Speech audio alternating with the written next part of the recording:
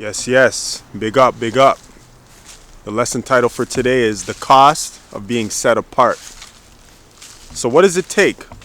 What do we really have to do to get closer to the Most High God? What do we really have to do to be in His grace? To receive His grace, to receive His mercies? What do we have to do to be able to overcome some of these temptations and lusts of the flesh, and to develop this power that gives us the ability to resist the devil and to flee from wickedness when we see it coming? What do we have to do?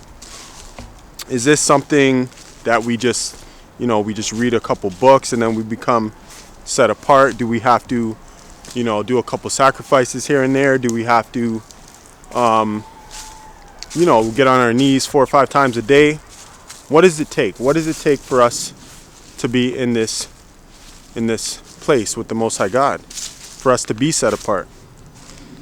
Because in the Word it says that we should be separate, so that's important. Being separate, being set apart means that you have a role for the Most High's kingdom, and He's tailor-made your vessel, and He's taken you on the journey throughout your life to be used for His glory, for His special purpose. So being set apart is a very, very honorable position that we could have in this earth. And you see, I think this is something that a lot of people desire. However, we have not been taught how to accurately obtain this without cheating. Because you see, anything that is going to give us a lot of benefits, or like you do a test in school, and after the test, if you get 100%, you can boast to your family, your friends, you might get an award or something. But with the Most High, you can't cheat. You can't just front like you got it together when you don't. So when it comes to being set apart, you got to really live it. You can't just be fronting like you're trying to do this, but on the back end, you're still lukewarm. You're still living in the world. So being set apart is something that the Most High God will call one to do. However, that's something that's going to require discipline, because we're going to have to be able to fast continuously, pray continuously. But moreover, this is a position that not everyone is called to do. Because the Word says many are called, few are chosen. What does that mean? Many may be called to be set apart, but who is actually going to answer the call? Who is actually going to deny the flesh and live a life of consecration, whereas they may be set apart for the Most High's use? Because being set apart is not necessarily a fun thing. It's challenging. It seems like you get benefits, and you may get accolades from other people in the world, things like that. But at the end of the day, it is a very, very serious mission. It is like you have all the spiritual, these demons in high places trying to come at you. You got all the people now being sent against you in the world, these agents.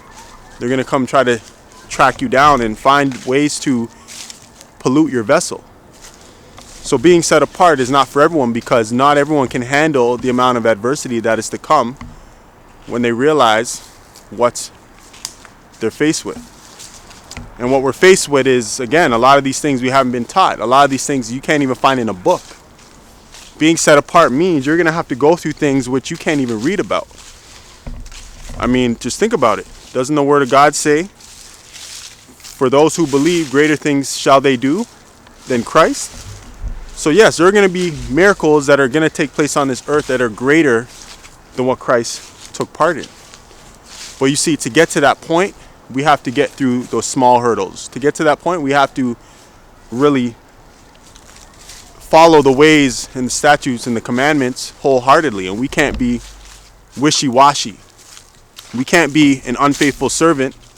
We can't be a slothful servant and expect the great reward. It's not going to happen like that. We got to be disciplined. We got to be dedicated. We got to love the Most High with our heart and soul, and we got to be willing to love other people, and to be able to forgive, and to be able to really trust. Because when our emotions are not balanced, it gives the enemy easy access to our temple. So being set apart means that you're going to have to learn how to release some of these traumas and these these negative belief systems that you've developed growing up, which has kept you in a state of bondage.